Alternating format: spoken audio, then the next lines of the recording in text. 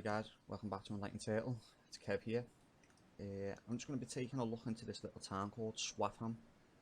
Now, over the last couple of days, someone mentioned to me about this area having an old Iceni tribe settlement that you can go and visit.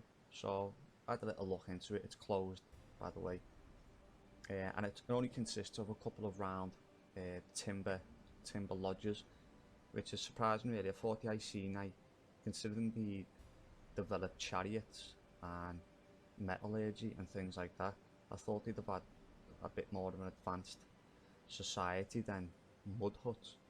But anyway, let's get straight into this town, Swaffham. So yeah, as you can see on the screen, we're over the town, Swaffham.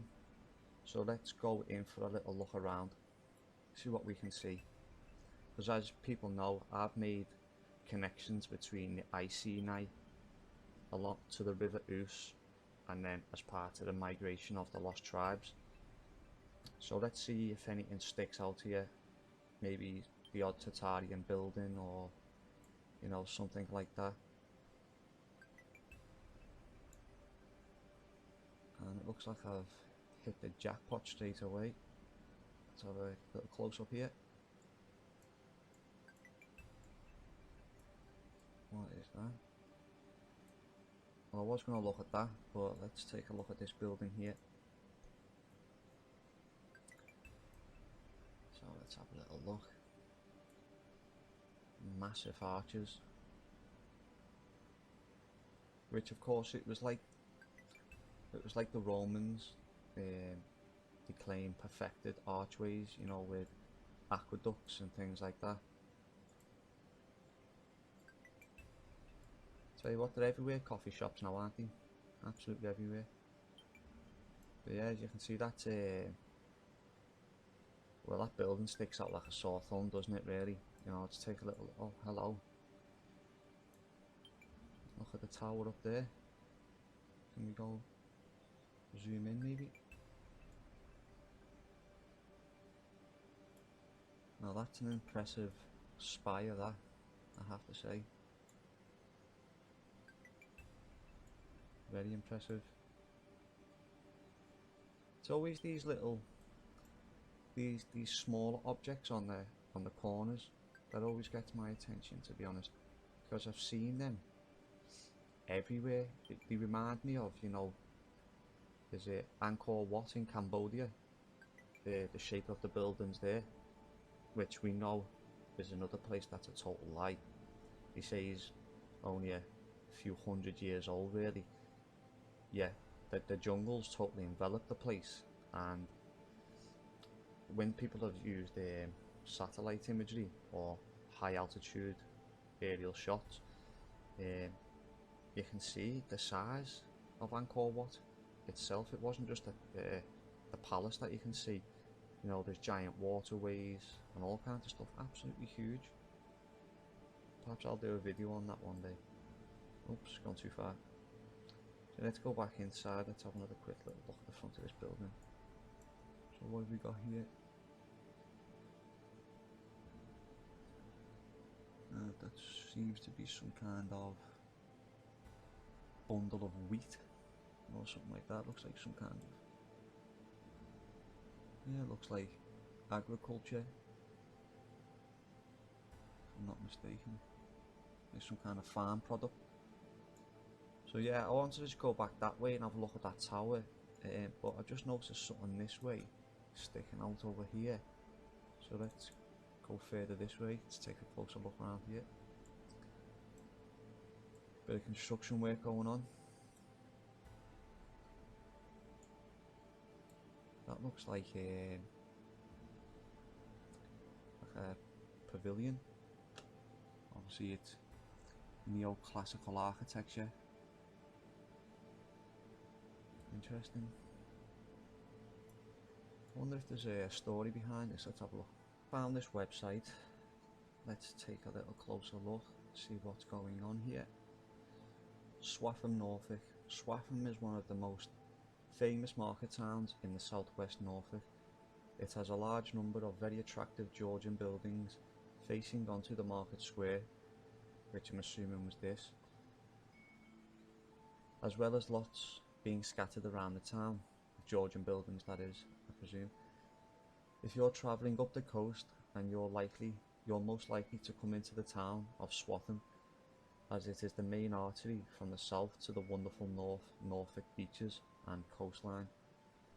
So I'm guessing it was an old established trade route then.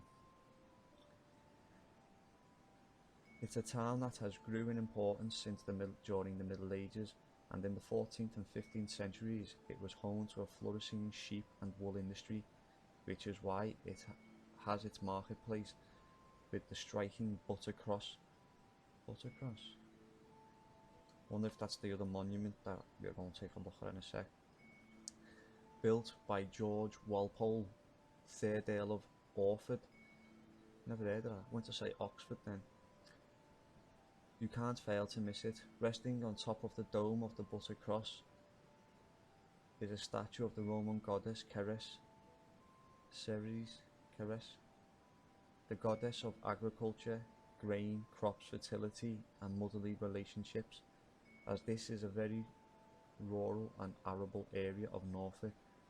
Ceres is an appropriate goddess to have. So basically, crops don't really grow around there, and she's a goddess of agriculture. Actually, that makes sense. When that building, as you can see in the background, it looked like it had a bundle of wheat or something like that. And this will be the Georgian buildings overlooking the market square. Fascinating one, that Buttercross. I've never heard of that terminology for what I'd call a pavilion, you know. Fascinating. So this is the church. Let's have a little read what it says on the church. Excuse me. The church in Swaffham, Norfolk is truly magnificent, with its huge doors and vast nave. Construction started in 1454 and took nearly half a century to complete. It is architecturally one of the finest churches in Norfolk. It sits resplendently on the edge of the market square, with its chiming clock and well-tended graveyard, and depending on the way you approach Swaffham, you can see the tall tower from miles around.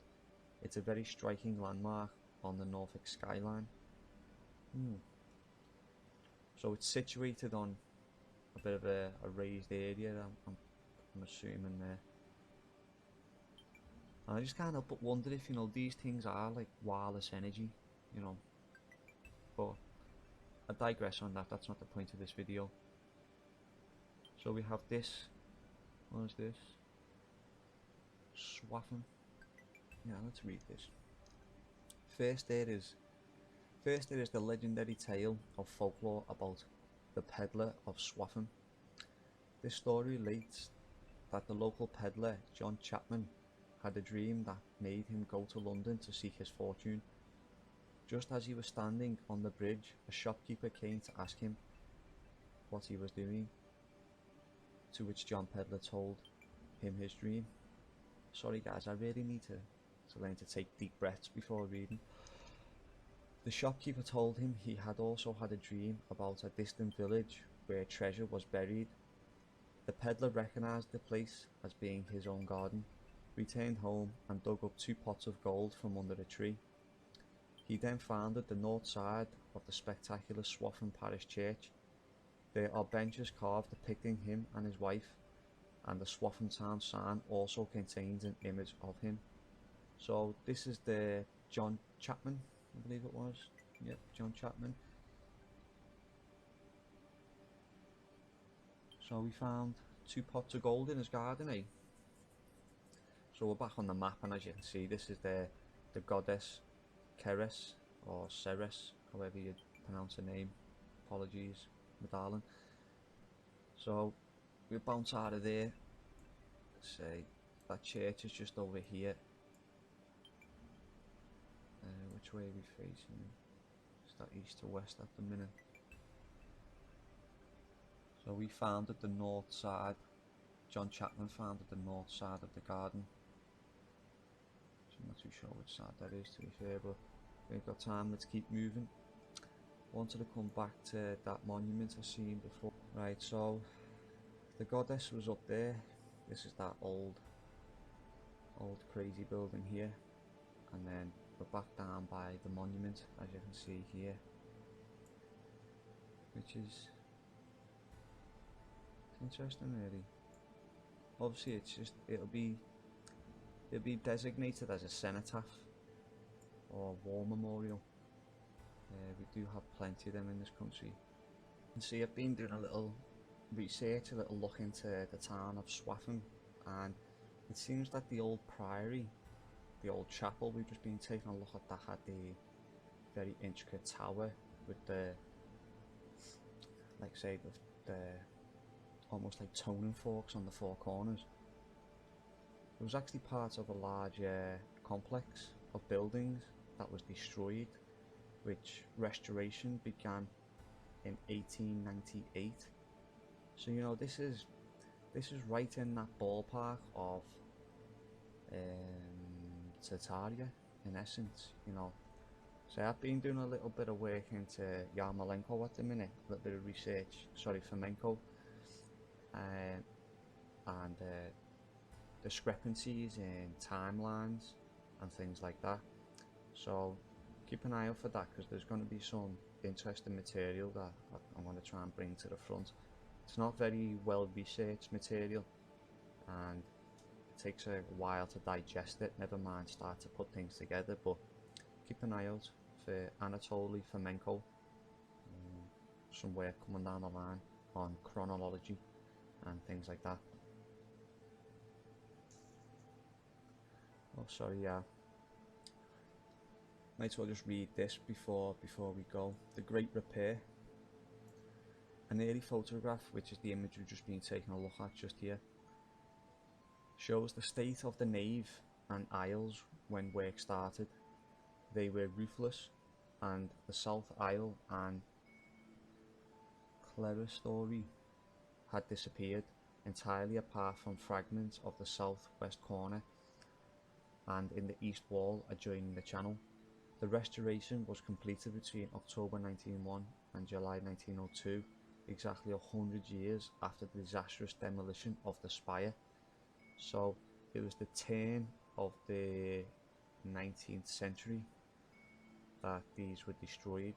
So you're going back 1890 maybe, you know, around that time, which again, it's right in the ballpark. Sorry, 1790 I should say, not 1890, 1790, which is when we start to see the removal of, we start to see from the 1600s a lot of changes on maps and encyclopedias, worldview, formation of new governments and ideologies, predominantly atheistic, across the world really, along with mass genocides, revolutions and wars and famine. Right, so it turns out there's a grammar school in Swaffham.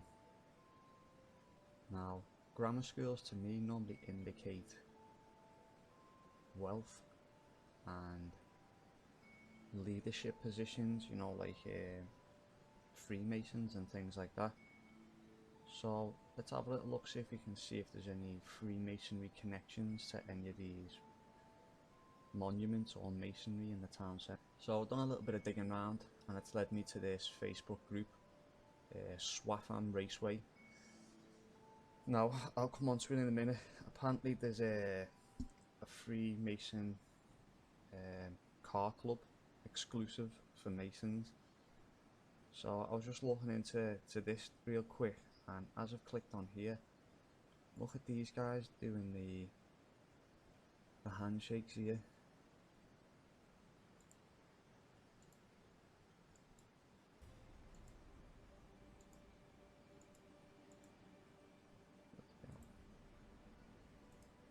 Show me the picture I wanted to see.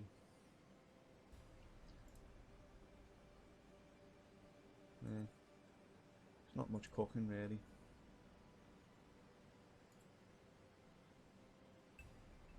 These handshakes, not really touching the knuckle per se.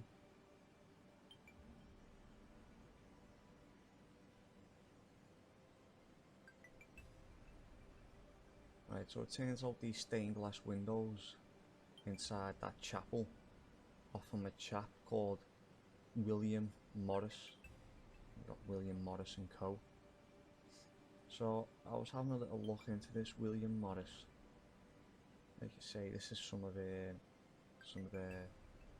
stained glass windows that he designed for the chapel of St. Mary, I believe. Yeah, so I was trying to find out who built the monument, and I've seen this guy's name, like I say, pop up a couple of times. So I want to check if he is a Freemason. So where's the man? Sir William Morris's lodge. So this is the Freemason lodge. A new beginning. We are getting into gear to consecrate an exciting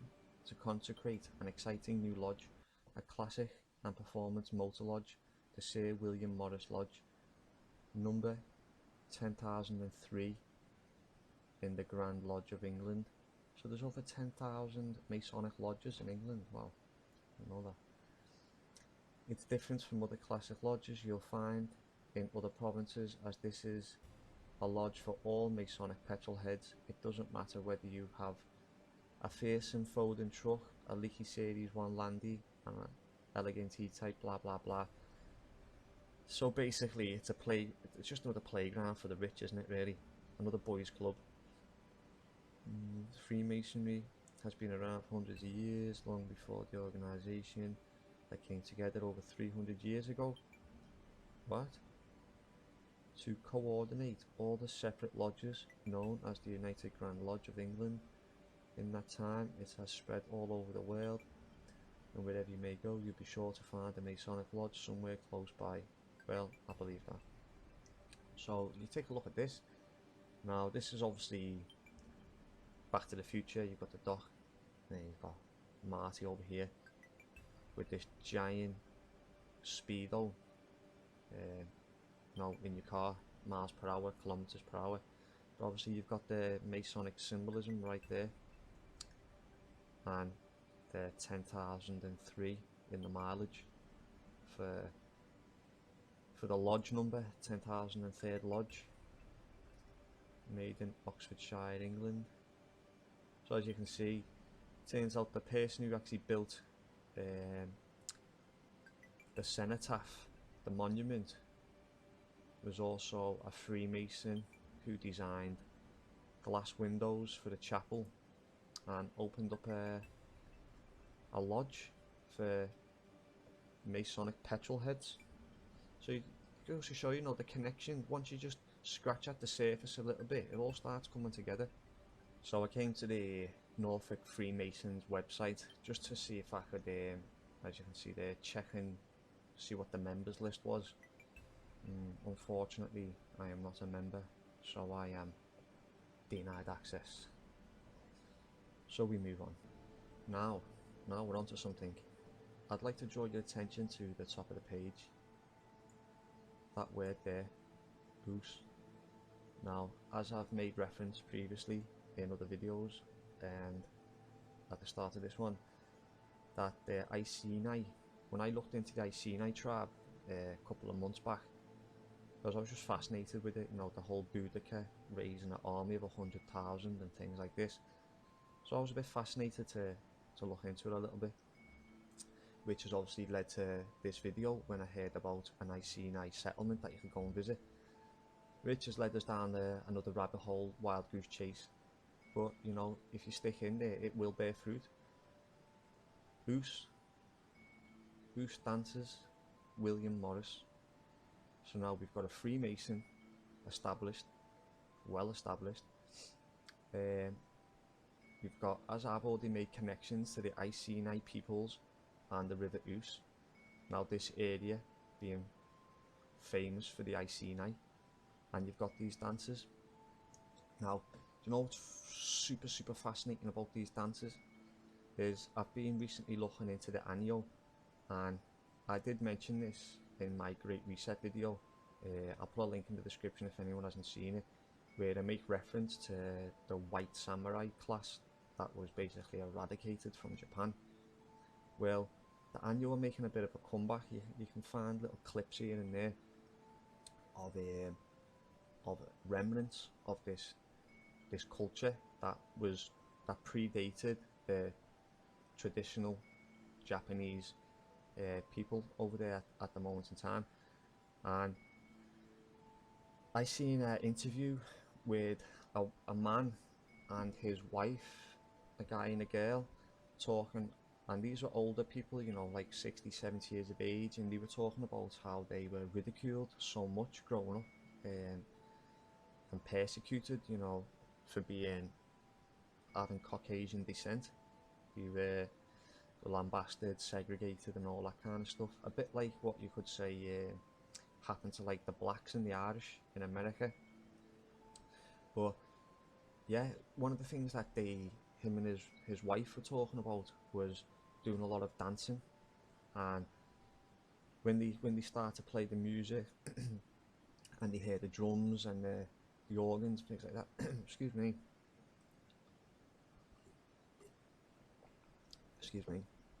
They can't help themselves. They feel the dance and they claim it's in the blood. They claim once they hear the music, they have to start dancing and start moving. So the fact that we've got the word Ouse, which as I've said, I've already made correlations between the Iceni and Ouse, the River Ouse, and connections between other names in the north, names across into Scandinavia and across Europe, that connects all these peoples together, the bloodline of these peoples together. Now these people who have just been talking about the Anu, like I say, they're in Japan.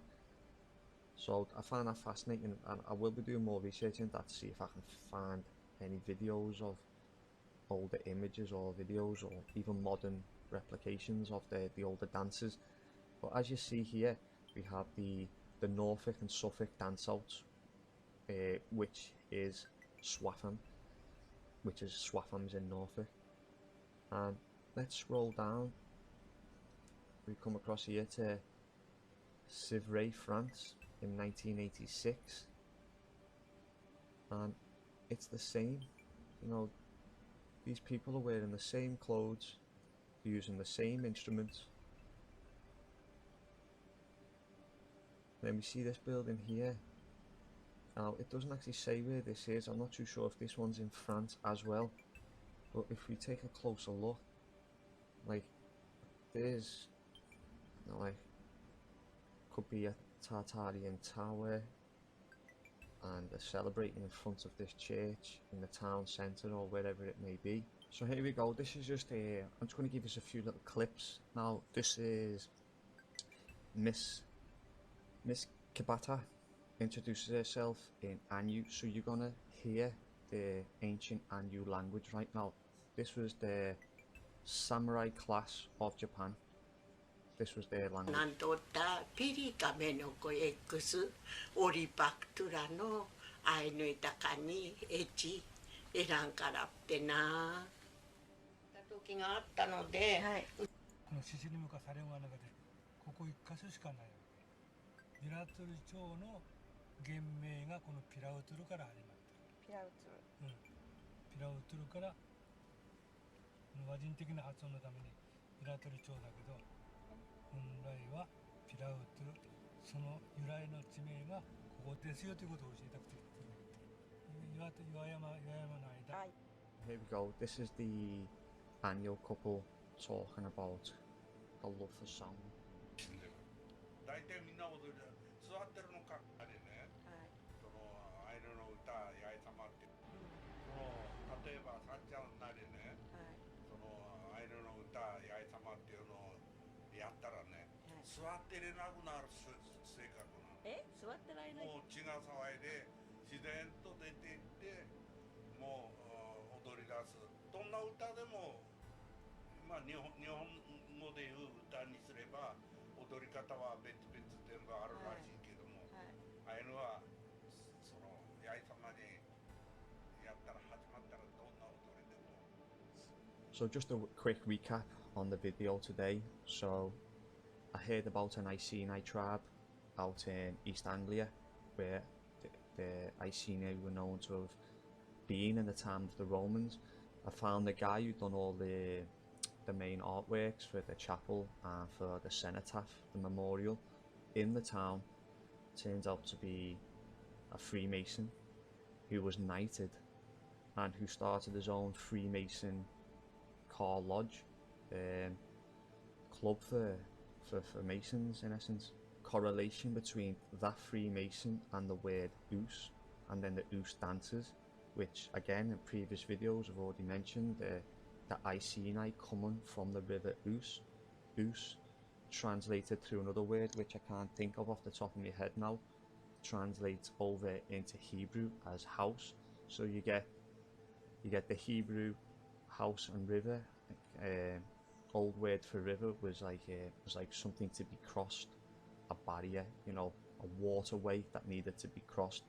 So through the long translation, it comes out to roughly around the crossing house, or the house that crossed on water, you know, along these kind of things, which made me think, you know, like say the Iceni were probably part of the Lost 10 Tribes, and then now we come down further south in England to East Anglia, and we have the Ouse dancers. And not only the Ouse dancers, it's being correlated by a Freemason and organised by a Freemason. And then I'm going to show you there, we have the Anu, which was an ancient tribe over in Japan, probably in China, you know, Greater Tartary in itself, basically, before all the mass genocides and you know, eradication of such peoples and histories. But like I say, I'm going to leave it there, but if you are interested in the annual, keep an eye out. Like I say, there will be quite an extensive video hopefully coming out over the next couple of weeks. But yeah, I'd like to thank anyone for stopping by. Please leave a like and subscribe, and I'll catch you in the next one. Peace.